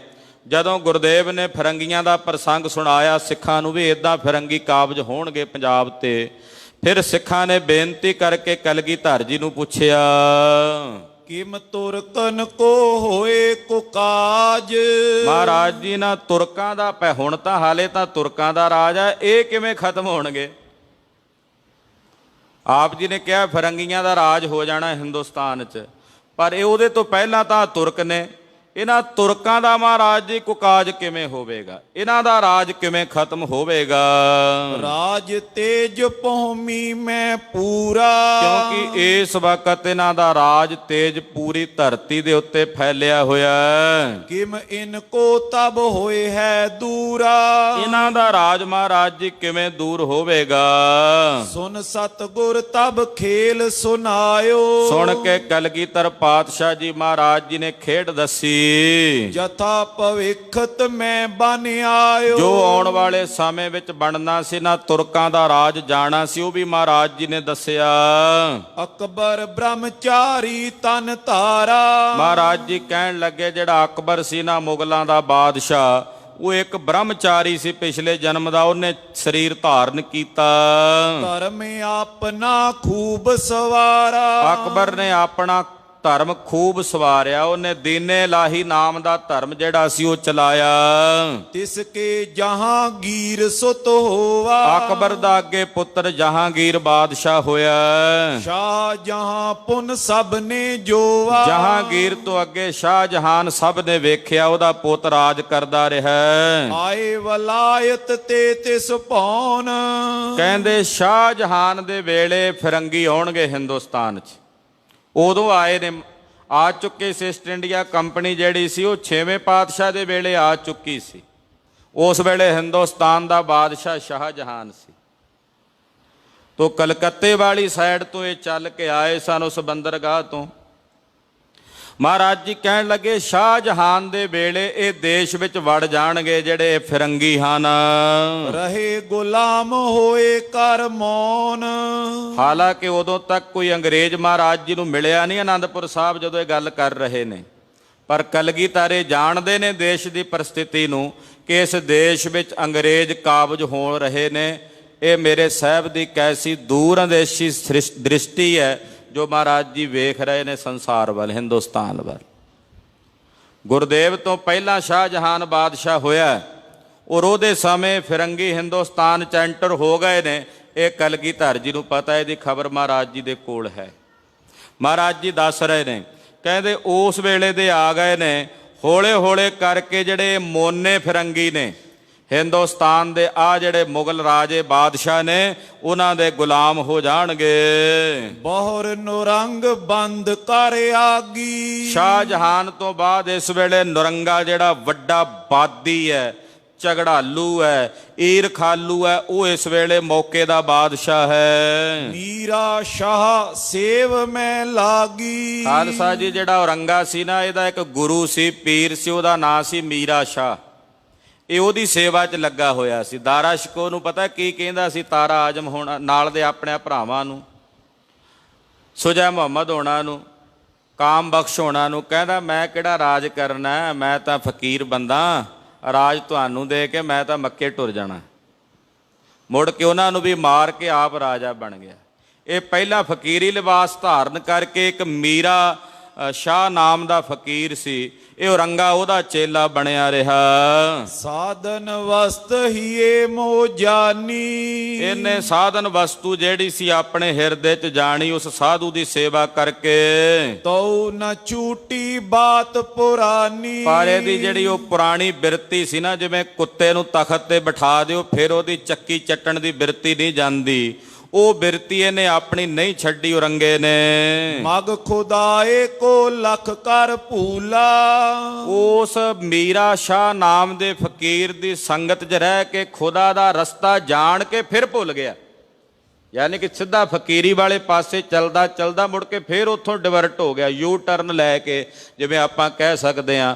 ਮੁੜ ਕੇ ਫਿਰ ਵਿਕਾਰਾਂ ਵਾਲੇ ਪਾਸੇ ਚਲਾ ਗਿਆ, ਕਰੂਰਤਾ ਵਾਲੇ ਪਾਸੇ ਚਲਾ ਗਿਆ। ਲਾਲਚ ਲਗੇ ਰਾਜ ਮਦ ਫੂਲਾ। ਔਰ ਲਾਲਚ 'ਚ ਲੱਗੇ ਹੋਏ ਨੇ, ਰਾਜ ਦੇ ਨਸ਼ੇ ਦੇ ਹੰਕਾਰ ਦੇ ਵਿੱਚ ਫੁੱਲਿਆ ਫਿਰਦਾ। ਭਾਈ ਮਾਰਾ ਰਾਜ ਨ ਛੋਰਾ। ਵੇਖੋ ਭਰਾ ਮਾਰ ਦਿੱਤੇ, 4 ਭਰਾਵਾਂ ਦਾ ਕਾਤਲ ਹੈ ਇਹ ਔਰੰਗਾ। ਆਪਣੇ 4 ਭਰਾ ਮਾਰ ਕੇ ਹਿੰਦੁਸਤਾਨ ਦੇ ਤਖਤ ਤੇ ਬੈਠਾ ਤੇ ਭਰਾ ਮਾਰ ਕੇ ਵੀ ਰਾਜ ਦਾ ਹੰਕਾਰ ਨਹੀਂ ਛੱਡਿਆ। ਦਾਰਾ ਕਾਟ ਛਤਰ ਪਦ ਤੋਰਾ। ਸਭ ਤੋਂ ਵੱਡਾ ਗੁਨਾਹ ਇਹਨੇ ਆਪਣੇ ਭਰਾ ਦਾਰਾ ਸ਼ਿਕੋ ਨੂੰ ਮਾਰ ਕੇ ਕੀਤਾ, ਜਿਹੜਾ ਫਕੀਰ ਸੀ। ਦਾਰਾ ਸ਼ਿਕੋ ਗੁਰੂ ਘਰ ਦਾ ਸੇਵਕ ਵੀ ਬਣ ਗਿਆ ਸੀ, 7ਵੇਂ ਪਾਤਸ਼ਾਹ ਗੁਰੂ ਹਰਿਰਾਏ ਸਾਹਿਬ ਦੇ ਚਰਨਾਂ ਦਾ ਸੇਵਕ ਬਣ ਗਿਆ ਸੀ। ਅਖੀਰ ਨੂੰ ਉਹਨੇ ਫਕੀਰੀ ਵਿੱਚ ਹੀ ਸਮਾਂ ਬਤੀਤ ਕੀਤਾ। ਮੁੜ ਕੇ ਉਹਨੂੰ ਵੀ ਗ੍ਰਿਫਤਾਰ ਕਰਕੇ ਇਹਨੇ ਕਤਲ ਕੀਤਾ ਤੇ ਦਾਰਾ ਸ਼ਿਕੋ ਨੂੰ ਮਾਰ ਕੇ ਸਮਝ ਸਕਦੇ ਹਾਂ ਔਰੰਗੇ ਨੇ ਆਪਣੇ ਸਿਰ ਦਾ ਛਤਰ ਪਦ ਤੋੜਿਆ ਹੈ। ਮਦ ਪਰ ਰਾਜ ਕਰਤ ਇਕ ਸਾਊ। ਔਰ ਹੰਕਾਰ ਦੇ ਵਿੱਚ ਭਰਿਆ ਹੋਇਆ ਆ ਇੱਕ ਸ਼ਾਹ ਔਰੰਗਾ ਰਾਜ ਕਰ ਰਿਹਾ ਹੈ। ਹਮ ਸੋ ਵੈਰ ਵਧੇ ਸਹਿ ਜਾਊ। ਔਰ ਸਹਿਜੇ ਹੀ ਇਹਨੇ ਸਾਡੇ ਨਾਲ ਵੈਰ ਵਧਾਇਆ ਹੋਇਆ, ਸਾਡੇ ਨਾਲ ਇਹਦਾ ਵੈਰ ਅੱਗੇ ਹੋਰ ਵਧਣਾ, ਕਿਉਂਕਿ ਹਾਲੇ ਔਰੰਗਜ਼ੇਬ ਨਾਲ ਕੋਈ ਜੰਗ ਨਹੀਂ ਸੀ ਹੋਇਆ। ਗੁਰਦੇਵ ਜਦੋਂ ਇਹ ਬਚਨ ਕਰ ਰਹੇ ਨੇ, ਸਿੰਘਾਂ ਨੂੰ ਦੱਸ ਰਹੇ ਨੇ, ਮਹਾਰਾਜ ਕਹਿੰਦੇ ਔਰੰਗਾ ਸਹਿਜੇ ਹੀ ਹੁਣ ਸਾਡੇ ਨਾਲ ਵੈਰ ਵਧਾਵੇਗਾ। ਕਰੇ ਜੋਰ ਤੇ ਜਗ ਤੇ ਅਨੀਤ। ਆਪਣਾ ਜ਼ੋਰ ਪਾ ਕੇ ਇਸ ਜਗਤ ਦੇ ਵਿੱਚ ਅਨੀਤੀਆਂ ਕਰੇਗਾ, ਕੋਝੇ ਕਰਮ ਕਰੇਗਾ। ਔਰੰਗਾ ਪਹਿਲਾਂ ਵੀ ਕੀਤੇ ਨੇ, ਅੱਗੇ ਵੀ ਕਰੇਗਾ। ਦੀਨ ਵਧਾਵਨ ਮੈਂ ਧਰ ਚੀਤ। ਕਿਉਂਕਿ ਇਹਦਾ ਮਨ ਕੇਵਲ ਇੱਕੋ ਹੀ ਹੈ ਵੀ ਮੈਂ ਆਪਣੇ ਦੀਨ ਦਾ ਵਾਧਾ ਕਰਨਾ, ਮੈਂ ਆਪਣੇ ਮਜ਼ਹਬ ਨੂੰ ਵਧਾਉਣਾ ਹੈ। ਆਪਣੇ ਮਜ਼ਹਬ ਨੂੰ ਵਧਾਉਣ ਵਾਸਤੇ ਇਹਨੇ ਪਹਿਲਾਂ ਵੀ ਜ਼ੁਲਮ ਕੀਤੇ ਨੇ, ਹੁਣ ਵੀ ਕਰ ਰਿਹਾ ਹੈ। ਮੱਕੇ ਹੇਤ ਬੰਦਗੀ ਜਾਹੇ। ਪਾਤਸ਼ਾਹ ਕਹਿੰਦੇ ਮੱਕੇ ਜਾਂਦਾ ਬੰਦਗੀ ਵਾਸਤੇ। ਜਦੋਂ ਇਹ ਮੱਕੇ ਪਹੁੰਚ ਕੇ ਜਾ ਕੇ ਬੰਦਗੀ ਕਰਦਾ ਹੈ, ਮੰਗੈ ਇਹੋ ਮੋਹਿ ਨੂਰ ਸਲਾਹੈ। ਉੱਥੇ ਮੱਕੇ ਜਾ ਕੇ ਨਾ ਇਹ ਮੰਗ ਕਰਦਾ ਹੈ, ਕਹਿੰਦਾ ਹੇ ਖੁਦਾ ਮੇਰਾ ਜਿਹੜਾ ਇਲਾਹੀ ਨੂਰ ਤੇ ਪ੍ਰਤਾਪ ਹੈ ਉਹ ਸਾਰਿਆਂ ਵਿੱਚ ਛਾ ਜਾਵੇ। ਔਰੰਗਾ ਮੱਕੇ ਜਾਂਦਾ ਬੰਦਗੀ ਕਰਨ ਲਈ, ਔਰ ਉੱਥੇ ਜਾ ਕੇ ਇਹ ਮੰਗ ਕਰਦਾ ਕਿ ਮੇਰਾ ਨੂਰ, ਮੇਰਾ ਪ੍ਰਤਾਪ ਸਾਰਿਆਂ ਤੇ ਛਾ ਜਾਵੇ ਪੂਰੇ ਹਿੰਦੁਸਤਾਨ 'ਚ। ਕਿਉਂਕਿ ਔਰੰਗਾ ਕੇਵਲ ਬਾਦਸ਼ਾਹ ਹੀ ਨਹੀਂ ਸੀ ਬਣ ਕੇ ਰਹਿਣਾ ਚਾਹੁੰਦਾ, ਔਰੰਗਾ ਇਸਲਾਮ ਧਰਮ ਦਾ ਰਹਿਬਰ ਬਣ ਕੇ ਵੀ ਵਿਚਰਨਾ ਚਾਹੁੰਦਾ ਸੀ ਕਿ ਮੇਰਾ ਪ੍ਰਤਾਪ ਹੋਵੇ। ਇਸਲਾਮ ਧਰਮ ਦੇ ਵਿੱਚ ਲੋਕ ਮੈਨੂੰ ਇੱਕ ਵੱਡਾ ਪੈਗੰਬਰ ਸਮਝਣ ਖੁਦਾ ਦਾ, ਇਦਾਂ ਦੀ ਬਿਰਤੀ ਰੱਖਦਾ ਸੀ। ਹੋਈ ਆਵਾਜ਼ ਰਾਤ ਕੋ ਤਾਈ, ਕਹਿੰਦੇ ਜਦੋਂ ਇੱਕ ਦਿਨ ਮੱਕੇ ਗਿਆ, ਮੱਕੇ ਜਾ ਕੇ ਨੇ ਖੁਦਾ ਕੋਲੋਂ ਮੰਗ ਮੰਗੀ ਆਪਣੇ ਧਿਆਨ ਦੇ ਵਿੱਚੋਂ ਕਿ ਹੇ ਖੁਦਾ, ਮੇਰਾ ਤੇਜ, ਮੇਰਾ ਪ੍ਰਤਾਪ ਸਾਰੇ ਹਿੰਦੁਸਤਾਨ ਵਿੱਚ ਛਾ ਜਾਵੇ, ਸਭ ਤੇ ਛਾ ਜਾਵੇ, ਇੱਥੋਂ ਦੇ ਸਾਰੇ ਬਸ਼ਿੰਦਿਆਂ ਤੇ ਛਾ ਜਾਵੇ। ਤਾਂ ਔਰੰਗਜ਼ੇਬ ਨੂੰ ਅੱਗੋਂ ਆਵਾਜ਼ ਆਈ, ਔਰੰਗੇ ਨੂੰ, ਕਲਗੀਧਰ ਕਹਿੰਦੇ ਰਾਤ ਦਾ ਸਮਾਂ ਸੀ, ਔਰੰਗੇ ਨੂੰ ਅੱਗੋਂ ਆਵਾਜ਼ ਆਈ, ਸਭ ਪਰ ਬਲੀ ਗੁਰੂ ਪਰ ਨਾਈ। ਔਰੰਗੇ ਨੂੰ ਅੱਗੋਂ ਆਵਾਜ਼ ਆਈ, ਆਖਿਆ ਔਰੰਗਿਆ, ਤੇਰਾ ਤੇਜ ਸਾਰਿਆਂ ਤੇ ਛਾ ਜਾਏਗਾ, ਪਰ ਗੁਰੂ ਨਾਨਕ ਦੇ ਘਰ ਉੱਤੇ ਤੇਰਾ ਤੇਜ ਨਹੀਂ ਚੱਲਣਾ। ਬਾਕੀ ਹਿੰਦੁਸਤਾਨ ਦੇ ਸਾਰੇ ਲੋਕਾਂ ਤੇ ਤੇਰਾ ਤੇਜ ਛਾ ਜਾਏਗਾ, ਚੱਲ ਜਾਏਗਾ, ਪਰ ਗੁਰੂ ਘਰ ਦੇ ਉੱਤੇ, ਗੁਰੂ ਗੋਬਿੰਦ ਸਿੰਘ ਸਾਹਿਬ ਦੇ ਘਰ ਉੱਤੇ, ਗੁਰੂ ਨਾਨਕ ਸਾਹਿਬ ਦੇ ਘਰ ਉੱਤੇ ਤੇਰਾ ਤੇਜ ਨਹੀਂ ਚੱਲਣਾ। ਕਿਉਂਕਿ ਉਹਨਾਂ ਦਾ ਤੇਜ ਕਰੋੜਾਂ ਸੂਰਜਾਂ ਦੇ ਸਮਾਨ ਹੈ, ਔਰ ਤੇਰਾ ਤੇਜ ਉਹਨਾਂ ਦੇ ਸਾਹਮਣੇ ਜਗਦੇ ਹੋਏ ਇੱਕ ਟਟਹਿਣੇ ਦੇ ਸਮਾਨ ਹੈ।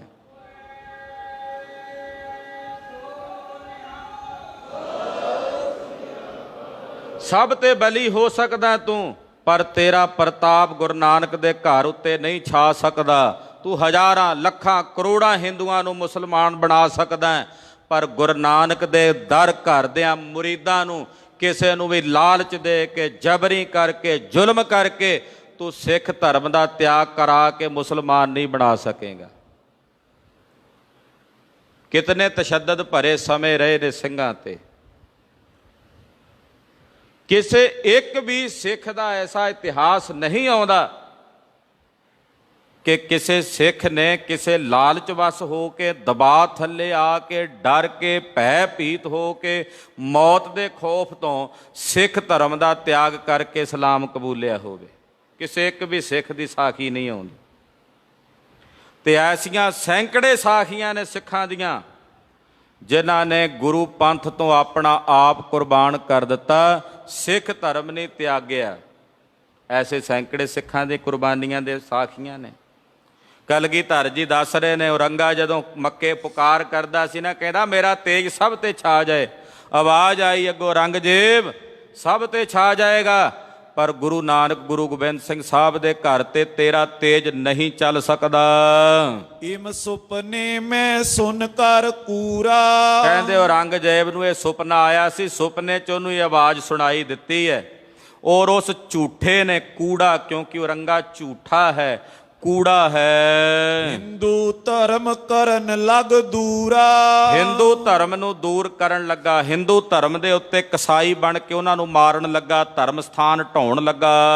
ਜਿਸ ਕਿਸ ਤੇ ਅਜ਼ਮਤ ਪਤੀ ਆਵੇ, ਜਿਹੜੇ ਵੀ ਕਿਸੇ ਮਹਾਂਪੁਰਸ਼ ਨੂੰ ਫੜਦਾ ਸੀ, ਫੜ ਕੇ ਉਹਨਾਂ ਦੀਆਂ ਕਰਾਮਾਤਾਂ ਪਰਖਦਾ ਸੀ। ਵਿਖਾਓ ਮੈਨੂੰ ਅਜ਼ਮਤ ਕਰਾਮਾਤ। ਹਮਰੇ ਸੰਗ ਸੰਗਰਾਮ ਮਚਾਵੇ, ਇਹ ਹੁਣ ਸਾਡੇ ਨਾਲ ਸੰਗਰਾਮ ਮਚਾਵੇਗਾ, ਕਿਉਂਕਿ ਇਹਨੂੰ ਪਤਾ ਹੈ, ਇਹਨੂੰ ਆਵਾਜ਼ ਆ ਚੁੱਕੀ ਹੈ ਕਿ ਇਹਨਾਂ ਦੇ ਘਰ ਤੇ ਮੇਰਾ ਤੇਜ ਨਹੀਂ ਚੱਲਣਾ। ਇਹਨਾਂ ਨੂੰ ਮੈਂ ਕਿਸੇ ਲਾਲਚ ਵਸ ਹੋ ਕੇ ਆਪਣੇ ਅਧੀਨ ਨਹੀਂ ਕਰ ਸਕਦਾ। ਇਹ ਹੁਣ ਸਾਡੇ ਨਾਲ ਸੰਗਰਾਮ ਕਰੇਗਾ, ਜੰਗ ਕਰੇਗਾ, ਫੌਜਾਂ ਭੇਜੇਗਾ। ਹਰ ਕੀ ਕਰਨੀ ਨਾਏ ਵਿਚਾਰੀ, ਇਹਨੇ ਹਰੀ ਦੀ ਜਿਹੜੀ ਕਰਨੀ, ਹਾਲਾਂਕਿ ਪ੍ਰਮਾਤਮਾ ਨੇ ਸਿੱਧਾ ਸੰਕੇਤ ਦਿੱਤਾ ਇਹਨੂੰ, ਪਰ ਇਹਨੇ ਫਿਰ ਵੀ ਉਸ ਨੂੰ ਨਜ਼ਰਅੰਦਾਜ਼ ਕਰ ਦੇਣਾ। ਪਰਮੇਸ਼ਰ ਦੀ ਜਿਹੜੀ ਕਰਨੀ ਸੀ, ਉਹਦੀ ਆਵਾਜ਼ ਆ ਗਈ, ਇਹਨੂੰ ਸੁਣਾਈ ਵੀ ਦੇ ਗਿਆ ਸਭ ਕੁਝ, ਪਰ ਇਹਨੇ ਫਿਰ ਵੀ ਉਸ ਨੂੰ ਨਹੀਂ ਮੰਨਣਾ। ਹਮ ਪਰ ਚਇਓ ਕਰਿਓ ਬਲ ਭਾਰੀ, ਇਹ ਸਾਡੇ ਤੇ ਆਪਣਾ ਬਲ ਕਰਨਾ ਚਾਹੁੰਦਾ, ਸਾਡੇ ਤੇ ਆਪਣਾ ਜ਼ੋਰ ਪਾਉਣਾ ਚਾਹੁੰਦਾ, ਜੋ ਕਦੇ ਨਹੀਂ ਪਵੇਗਾ।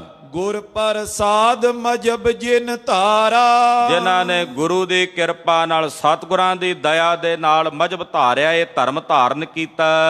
ਮਾਰੇਂਗੇ ਸਭ ਜੁੱਧ ਮਝਾਰਾ। ਉਹ ਮੇਰੇ ਜਿੰਨੇ ਸਿੰਘ ਨੇ ਨਾ, ਮੇਰਾ ਨਿਲੰਬਰ ਧਾਰਾ, ਤਬ ਉੱਠੇ ਸਿੰਘ ਭੁਜੰਗੀਏ ਨਿਲੰਬਰ ਧਾਰਾ। ਮੇਰਾ ਇਹ ਜਿਹੜਾ ਖਾਲਸਾ, ਇਹ ਜੰਗ ਦੇ ਮੈਦਾਨ ਦੇ ਵਿੱਚ ਇਹਨਾਂ ਦੀਆਂ ਸੂਰਮਿਆਂ ਨੂੰ, ਫੌਜਾਂ ਨੂੰ ਯੁੱਧ ਕਰਕੇ ਮਾਰੇਗਾ। ਤੁਰਕ ਤੇਜ ਜਗ ਹੋਏ ਬਿਨਾਸੀ। ਇਹਨਾਂ ਜਿਹੜਾ ਤੁਰਕਾਂ ਦਾ ਤਪ ਤੇਜ ਹੈ, ਇਹਦਾ ਵਿਨਾਸ਼ ਹੋਵੇਗਾ, ਨਾਸ਼ ਹੋਵੇਗਾ। ਕਰੈ ਕਿਰਤ ਕੋ ਲੈ ਦੁਖ ਰਾਸੀ। ਔਰ ਇਦਾਂ ਦੀ ਕਿਰਤ ਕਰਕੇ, ਜਿਹੜੀ ਇਹ ਖੋਟੀ ਕਿਰਤ ਕਰ ਰਿਹਾ ਔਰੰਗਾ, ਇਹਦੇ ਅੱਗੇ ਜਿਹੜੇ ਅਨਿਆਈ ਨੇ ਉਹ ਕਰਨਗੇ, ਇਹਨਾਂ ਦਾ ਭਾਰੀ ਦੁੱਖ ਇਹਨਾਂ ਨੂੰ ਪ੍ਰਾਪਤ ਹੋਵੇਗਾ। ਤਜੈ ਕਲੇਵਰ ਹਮ ਜਿਸ ਬੇਰ। ਪਾਤਸ਼ਾਹ ਕਹਿਣ ਲੱਗੇ, ਜਦੋਂ ਅਸੀਂ ਆਪਣਾ ਇਹ ਸਰੀਰ ਤਿਆਗ ਕੇ ਜੋਤੀ ਜੋਤ ਸਮਾਵਾਂਗੇ, ਬੀਤੈ ਬਰਖ 43 ਕੇਰ।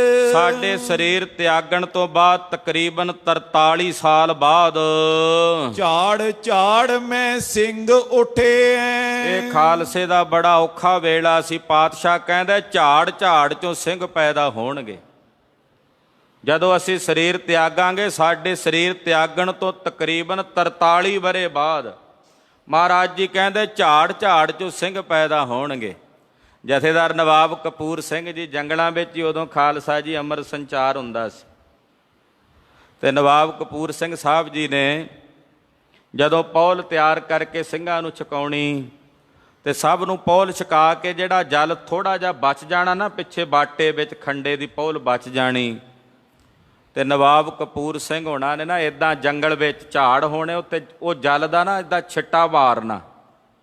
ਸਿੰਘਾਂ ਨੇ ਪੁੱਛਣਾ, ਨਵਾਬ ਜੀ ਇਹ ਕੀ ਕਰਦੇ ਜੇ? ਕਹਿਣ ਲੱਗੇ, ਖਾਲਸਾ ਜੀ ਇਹਨਾਂ ਝਾੜਾਂ ਦੇ ਵਿੱਚੋਂ ਆਉਣ ਵਾਲੇ ਸਮੇਂ 'ਚ ਸਿੰਘਾਂ ਨੇ ਪੈਦਾ ਹੋਣਾ ਨਿਲੰਬਰ ਧਾਰਨ ਕਰਕੇ। ਇਹ ਬੀਜ ਬੀਜਿਆ ਜਾ ਰਿਹਾ ਖਾਲਸੇ ਦਾ। ਕਲਗੀਧਰ ਸਵਾਮੀ ਜੀ ਕਰ ਰਹੇ ਨੇ ਬਚਨ। ਤੁਸੀਂ ਹੈਰਾਨ ਹੋਵੋਗੇ ਸਿੱਖ ਇਤਿਹਾਸ ਨੂੰ ਵਾਚਦਿਆਂ, ਜਦੋਂ ਵੀ ਕਿਤੇ ਸਿੰਘ ਲੜੇ ਨੇ, 2-4 ਜੰਗ ਸ਼ੁਰੂ ਕਰਦੇ ਸਨ, ਲੜਨ ਵੇਲੇ 2-4 ਸ਼ੁਰੂ ਹੁੰਦੇ ਸਨ, ਅਚਾਨਕ 15, 20, 50 ਫੇਰ ਉੱਥੇ ਪਹੁੰਚ ਜਾਂਦੇ ਸੀ। ਉਹ ਕਿੱਥੋਂ ਆ ਜਾਂਦੇ ਸਨ? ਕਿੱਧਰੋਂ ਨਿਕਲ ਆਉਂਦੇ ਸਨ? ਝਾੜਾਂ ਚੋਂ। ਕਹਿੰਦੇ ਮਹਾਰਾਜ ਗੁਰੂ ਕਲਗੀਧਰ ਦਾ ਪ੍ਰਤਾਪ ਸੀ, ਜਿਹੜਾ ਬਚਨ ਗੁਰਦੇਵ ਨੇ ਕੀਤਾ, ਉਹਨਾਂ ਬਚਨਾਂ ਦਾ ਪ੍ਰਤਾਪ ਸੀ। ਤਬ ਉੱਠੇ ਸਿੰਘ ਭੁਜੰਗੀਏ ਨੇ ਲੰਭਰ ਧਾਰਾ। ਮਹਾਰਾਜ ਜੀ ਕਹਿੰਦੇ, ਝਾੜ ਝਾੜ ਮੈਂ ਸਿੰਘ ਉੱਠੇ ਹੈ।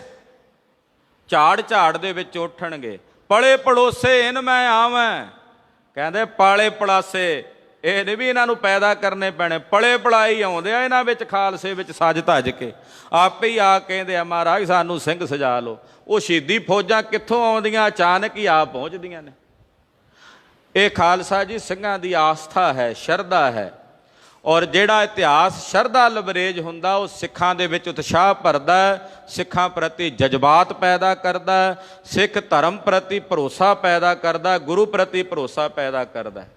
ਜਿਹੜਾ ਇਤਿਹਾਸ ਕੇਵਲ ਦਿਮਾਗ ਦੇ ਤਲ ਤੇ ਲਿਖਿਆ ਜਾਂਦਾ, ਸ਼ਰਧਾ ਵਿਹੂਣਾ ਹੋ ਕੇ, ਉਹਨਾਂ ਨੇ ਕੇਵਲ ਤੱਥ ਵੇਖਣੇ ਹੁੰਦੇ ਨੇ, ਮੌਕੇ ਦੀਆਂ ਪਰਿਸਥਿਤੀਆਂ ਵੇਖ ਕੇ ਉਹਦੇ ਮੁਤਾਬਕ ਹੀ ਲਿਖਣਾ ਹੁੰਦਾ। ਪਰ ਜਿਹੜਾ ਸਿੱਖ ਇਤਿਹਾਸ ਸ਼ਰਧਾ ਸਹਿਤ ਲਿਖਿਆ ਗਿਆ ਹੈ, ਉਸ ਸਿੱਖ ਇਤਿਹਾਸ ਦੇ ਵਿੱਚ ਗੁਰੂ ਪ੍ਰਤੀ ਪ੍ਰੇਮ, ਵਿਸ਼ਵਾਸ, ਭਰੋਸਾ, ਅਕੀਦਾ ਜਿਹੜਾ ਉਹ ਵਿਖਾਇਆ ਜਾਂਦਾ ਹੈ। ਤੋ ਮਹਾਰਾਜ ਜੀ ਦੱਸ ਰਹੇ ਨੇ, ਕਹਿੰਦੇ ਝਾੜ ਝਾੜ ਮੈਂ ਸਿੰਘ ਉੱਠੇ ਹੈ। ਝਾੜ ਝਾੜ ਚੋਂ ਸਿੰਘ ਪੈਦਾ ਹੋਣਗੇ। ਜਿਤ ਕਿਤ ਸੰਗਰ ਭੀਮ ਮਚੇ। ਜਿੱਧਰ ਕਿੱਧਰ ਭਿਆਨਕ ਸੰਗਰ ਹੋਵੇਗਾ, ਸਿੰਘਾਂ ਦੇ ਜੰਗ ਯੁੱਧ ਹੋਣਗੇ ਨਾ ਮਲੇਛਾਂ ਦੇ ਨਾਲ। ਲੂਟਤ ਕੂਟਤ ਮਾਰਤ ਮਰੈ। ਲੁੱਟਦਿਆਂ ਕੁੱਟਦਿਆਂ ਮਾਰਦਿਆਂ ਮਰਨਗੇ। ਸੀਸ ਅੰਤ ਗਿਣਤੀ ਕੋ ਕਰੈ। ਕਿੰਨੇ ਕੁ ਸੀਸ ਮੇਰੇ ਸਿੰਘ ਇਸ ਸਿੱਖੀ ਦੇ ਮਹੱਲ ਨੂੰ ਉਸਾਰਨ ਵਾਸਤੇ ਲਾਉਣਗੇ, ਉਹਨਾਂ ਸਿਰਾਂ ਦੀ ਗਿਣਤੀ ਨਹੀਂ ਹੋਣੀ। ਕਿੰਨੇ ਕੁ ਸਿਰ ਸਿੱਖੀ ਦੇ, ਗੁਰੂ ਨਾਨਕ ਦੀ ਇਸ ਸਿੱਖੀ ਦੇ ਮਹੱਲ ਨੂੰ ਉਸਾਰਨ ਲਈ ਆਪਣੇ ਸਿਰ ਇਸ ਨੀਹਾਂ ਦੇ ਥੱਲੇ ਰੱਖਣਗੇ, ਉਹਨਾਂ ਸਿਰਾਂ ਦੀ ਗਿਣਤੀ ਨਹੀਂ। ਜਬੋਂ 18 ਸਹਿ ਹੋਏ ਪੂਰੇ, ਇਦਾਂ ਜਦੋਂ 1800 ਪੂਰਾ ਹੋ ਜਾਏਗਾ ਸੰਮਤ ਬਿਕਰਮੀ, ਲੁਟੈ ਗ੍ਰਾਮਪੁਰ ਦੂਰੇ ਦੂਰੇ, ਉਦੋਂ ਖਾਲਸਾ ਦੂਰ ਦੂਰ ਤੱਕ ਮਾਰ ਕਰੇਗਾ। ਉਧਰ ਪਾਣੀਪਤ ਤੋਂ ਅੱਗੇ ਮਥੁਰਾ ਤੱਕ ਜਾ ਕੇ ਖਾਲਸੇ ਦਾ ਬੋਲਬਾਲਾ ਹੋਵੇਗਾ। ਮਥੁਰਾ ਤੱਕ, ਉਧਰ ਮੇਰਠ ਤੱਕ, ਯੂਪੀ ਦੇ ਇਲਾਕੇ ਦੇ ਵਿੱਚ ਕਹਿੰਦੇ ਮੇਰੇ ਖਾਲਸੇ ਦਾ ਦੂਰ ਦੂਰ ਤੱਕ ਤੇਜ ਪ੍ਰਤਾਪ ਵਧੇਗਾ। 40 ਬਰਖ ਬੀਤੇ ਹਮ ਪਾਛੇ, ਇਸੇ ਤਰ੍ਹਾਂ 40 ਬਰਖ ਬੀਤਿਆਂ ਸਾਡੇ ਪਿੱਛੋਂ। ਪਸ਼ਚਮ ਦਿਸ਼ ਕੇ ਆਵਨ ਬਾਛੇ, ਫਿਰ ਉਧਰੋਂ ਪੱਛਮ ਦਿਸ਼ਾ ਵਿੱਚੋਂ ਕੁਝ ਜਰਵਾਣੇ ਉਹ ਹਿੰਦੁਸਤਾਨ ਤੇ ਚੜ੍ਹ ਕੇ ਆਉਣਗੇ। ਇਸ਼ਾਰਾ ਨਾਦਰ ਤੇ ਅਬਦਾਲੀ ਵੱਲ ਹੋ ਰਿਹਾ ਹੈ।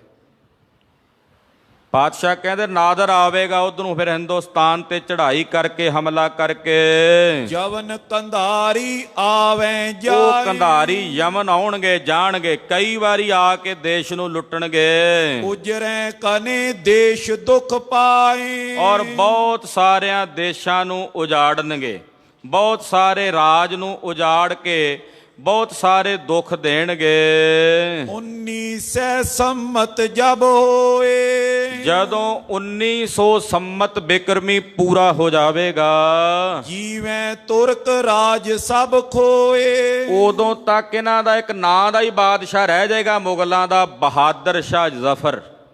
ਇਹ ਮੁਗਲਾਂ ਦਾ, ਹਿੰਦੁਸਤਾਨ ਦਾ ਅਖੀਰਲਾ ਬਾਦਸ਼ਾਹ ਸੀ। ਇਹ ਮੁੜ ਕੇ ਸਟੈਂਪ ਹੀ ਰੱਖੀ ਰਬੜ ਦੀ ਅੰਗਰੇਜ਼ਾਂ ਨੇ, ਰਾਜ ਆਪ ਕਰਦੇ ਸੀ, ਇਹਨੂੰ ਤਨਖਾਹ ਦੇ ਕੇ ਰੱਖ ਛੱਡਿਆ ਵੀ ਤੂੰ ਬਹਿ ਕੇ ਕਵਿਤਾਵਾਂ ਉਚਾਰਨ ਕਰੀ ਜਾਇਆ ਕਰ।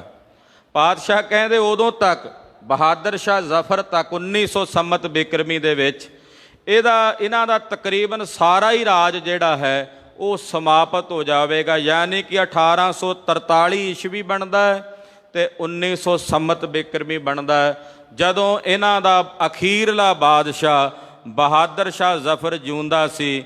ਰਾਗ ਸਵਾਰਾ ਗਵਾਚ ਚੁੱਕਾ ਸੀ, ਦਿੱਲੀ ਕੀ ਬਾਦਸ਼ਾਹ ਸੀ, ਹਕੂਮਤ ਸਾਰੀ ਲਗਭਗ ਅੰਗਰੇਜ਼ਾਂ ਦੇ ਹੱਥ ਆ ਚੁੱਕੀ ਸੀ। ਉਹਦਾ ਜ਼ਿਕਰ ਗੁਰੂ ਕਲਗੀਧਰ ਪਾਤਸ਼ਾਹ ਜੀ ਕਰ ਰਹੇ ਨੇ। ਮਾਰ ਕੂਟ ਪੂਰਬ ਤੇ ਤਾਵੇਂ, ਖਾਲਸਾ ਜੀ ਇਹ ਬਚਨ ਗੁਰਦੇਵ ਜੀ 1700 ਈਸਵੀ ਵਿੱਚ ਕਰ ਰਹੇ ਨੇ, ਤੇ ਬਚਨ ਜਿਹੜੇ 200 ਸਾਲ ਬਾਅਦ ਹੋਣੇ ਨੇ, 200 ਸਾਲ ਬਾਅਦ ਜਿਹੜੀ ਪਰਿਸਥਿਤੀ ਹੋਣੀ ਹੈ ਉਹ ਮਹਾਰਾਜ ਜੀ 1700 ਚ ਦੱਸ ਰਹੇ ਨੇ, ਤੇ 1900 ਵਿੱਚ ਮਹਾਰਾਜ ਜੀ ਕਹਿੰਦੇ ਇਹਨਾਂ ਦਾ ਰਾਜ ਖਤਮ ਹੋਣਾ।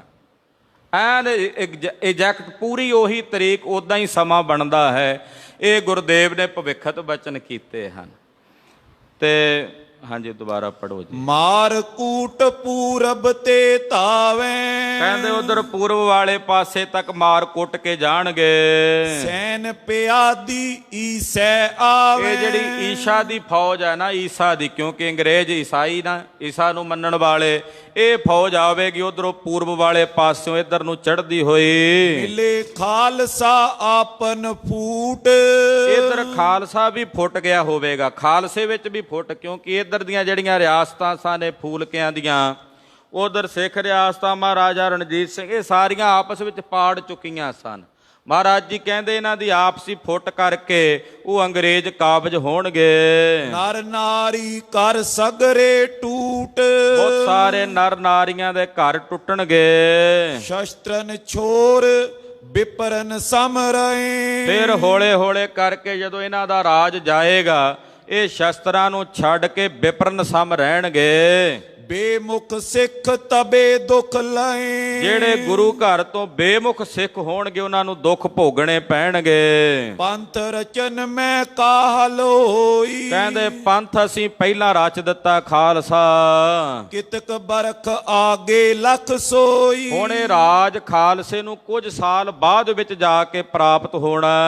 ਜਾਂ ਤੇ ਸੰਕਟ ਕੋ ਕੁਛ ਪਾਏ, ਇਸ ਕਰਕੇ ਖਾਲਸੇ ਨੂੰ ਕੁਝ ਸੰਕਟ ਸਹਿਣੇ ਪੈਣਗੇ। ਹੋਏ ਖਾਲਸਾ ਛਿਤ ਰਹਿ ਜਾਏ, ਔਰ ਇਸ ਖਾਲਸੇ ਦਾ ਧਰਤੀ ਤੇ ਰਾਜ ਹੋਵੇਗਾ, ਬਿਲਕੁਲ ਨਾਸ਼ ਨਹੀਂ ਹੋਵੇਗਾ ਖਾਲਸੇ ਦਾ। ਆਏ ਕੰਧਾਰੀ ਇੱਕ ਬਲ ਭਾਰੀ, ਫਿਰ ਇੱਕ ਕੰਧਾਰੀ ਆਵੇਗਾ ਬੜਾ ਬਲੀ, ਪਹਿਲਾਂ ਨਾਦਰ ਦਾ ਜ਼ਿਕਰ ਕੀਤਾ, ਹੁਣ ਮਹਾਰਾਜ ਜੀ ਅਬਦਾਲੀ ਵੱਲ ਇਸ਼ਾਰਾ ਕਰਦੇ ਨੇ। ਕਹਿੰਦੇ ਕਿਉਂਕਿ 1803 ਸੰਮਤ ਬਿਕਰਮੀ ਦੇ ਨੇੜੇ ਤੇੜੇ 4 ਦੇ ਵਿੱਚ ਅਬਦਾਲੀ ਨੇ ਹਿੰਦੁਸਤਾਨ ਤੇ ਹਮਲੇ ਕਰਨੇ ਸ਼ੁਰੂ ਕੀਤੇ ਤੇ ਪਾਤਸ਼ਾਹ ਕਹਿੰਦੇ ਫਿਰ ਇੱਕ ਹੋਰ ਕੰਧਾਰੀ ਆਵੇਗਾ ਨਾਦਰ ਤੋਂ ਬਾਅਦ। ਅਬਦਾਲੀ ਵੱਲ ਇਸ਼ਾਰਾ ਕਰਦੇ ਨੇ, ਉਹ ਆ ਕੇ ਬੜੇ ਭਾਰੀ ਸੰਕਟ ਦੇਵੇਗਾ ਮੇਰੇ ਖਾਲਸੇ ਨੂੰ, ਮੇਰੇ ਸਿੰਘਾਂ ਨੂੰ ਬਹੁਤ ਸਾਰੇ ਭਾਰੀ ਕਸ਼ਟ ਦੇਵੇਗਾ। ਸਿੰਘਾਂ ਨੇ ਅਨਗਨ ਕੋ ਦੇ ਮਾਰੀ, ਬਹੁਤ ਸਾਰੇ ਅਣਗਿਣਤ ਸਿੰਘਾਂ ਨੂੰ ਮਾਰੇਗਾ। ਯਾਨੀ ਕਿ ਵੱਡਾ ਘੱਲੂਘਾਰਾ ਜਿਹੜਾ ਹੋਇਆ ਅਬਦਾਲੀ ਨੇ ਕੀਤਾ। ਵੱਡੇ ਘੱਲੂਘਾਰੇ ਦਾ ਇਸ਼ਾਰਾ ਮਹਾਰਾਜ ਕਲਗੀਧਰ ਜੀ ਕਰ ਰਹੇ ਨੇ, ਜੋ 1818 ਸੰਮਤ ਬਿਕਰਮੀ ਦੇ ਵਿੱਚ ਹੋਇਆ, ਫਰਵਰੀ ਦੇ ਮਹੀਨੇ 'ਚ। ਛੋਟਾ ਘੱਲੂਘਾਰਾ ਕੋਪਰਹੀੜ ਦੇ ਮੈਦਾਨ ਦੇ ਵਿੱਚ ਜੋ ਕਾਹਨੂੰ ਆਉਣ ਦੀ ਸੰਭ ਤੋਂ ਸ਼ੁਰੂ ਹੁੰਦਾ ਹੋਇਆ ਪਰੇ ਨੂੰ ਗਿਆ ਹੈ, ਜਿਹਦੇ ਵਿੱਚ ਲਖਪਤ ਨੇ ਹਜ਼ਾਰਾਂ ਫੌਜਾਂ ਲਿਆ ਕਰਕੇ ਸਿੰਘਾਂ ਤੇ ਹਮਲਾ ਕੀਤਾ ਸੀ। ਜਿਹੜਾ ਇਹ ਫਰਵਰੀ ਦੇ ਵਿੱਚ ਵੱਡਾ ਘੱਲੂਘਾਰਾ ਹੋਇਆ ਕੋਪਰਹੀੜ ਦੇ ਮੈਦਾਨ 'ਚ, ਇੱਧਰ ਮਲੇਰ ਕੋਟਲੇ ਵਾਲੇ ਇਲਾਕੇ, ਸੈਂਕੜੇ ਪਿੰਡ ਇੱਧਰ ਆਲੇ ਦੁਆਲੇ, ਖਾਲਸਾ ਜੀ ਸਿੰਘਾਂ ਦੇ ਖੂਨ ਦੇ ਨਾਲ ਉਹ ਸਾਰੀ ਧਰਤੀ ਲਾਲ ਹੈ। ਪਾਤਸ਼ਾਹ ਦੱਸ ਰਹੇ ਨੇ, ਕਹਿੰਦੇ ਇੱਕ ਕੰਧਾਰੀ ਆਵੇਗਾ, ਫੇਰ ਅਬਦਾਲੀ ਵੱਲ ਇਸ਼ਾਰਾ ਹੈ, ਉਹ ਆ ਕੇ ਮੇਰੇ ਅਣਗਿਣਤ ਸਿੰਘਾਂ ਨੂੰ ਮਾਰੇਗਾ, ਅਣਗਿਣਤ ਖਾਲਸੇ ਨੂੰ, ਬਹੁਤ ਸਾਰੇ ਸਿੰਘਾਂ ਨੂੰ ਸ਼ਹੀਦ ਕਰੇਗਾ। ਵੱਡਾ ਘੱਲੂਘਾਰਾ ਹੋਵੇਗਾ, ਪਰ ਸਿੰਘ ਫਿਰ ਵੀ ਚੜ੍ਹਦੀ ਕਲਾ 'ਚ ਹੀ ਰਹਿਣਗੇ। 30,000 ਤੋਂ ਵੀ ਵੱਧ ਸਿੰਘ ਸਿੰਘਣੀਆਂ ਬੱਚੇ ਇਸ ਵੱਡੇ ਘੱਲੂਘਾਰੇ ਦੇ ਵਿੱਚ ਸ਼ਹੀਦ ਹੋਏ ਸਨ।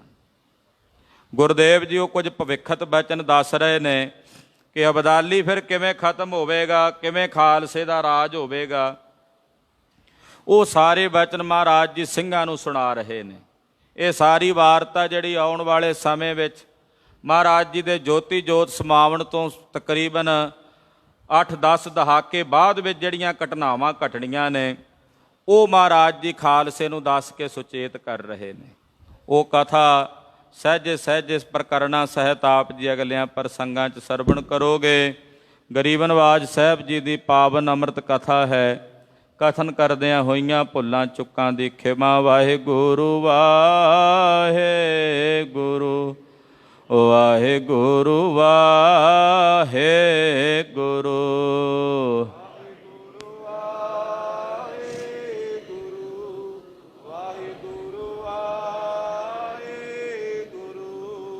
ਵਾਹਿਗੁਰੂ ਵਾਹਿਗੁਰੂ ਵਾਹਿਗੁਰੂ ਵਾਹਿਗੁਰੂ।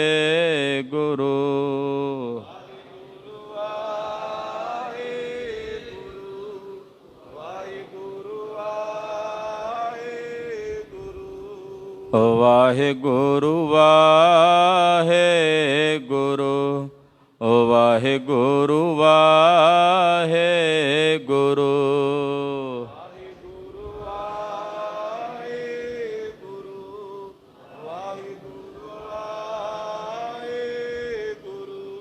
हे अच्युत हे पार ब्रह्म हे पूरन हे सर्वमय हे संगी हे निरंकार हे गोबिंद हे गुण निधान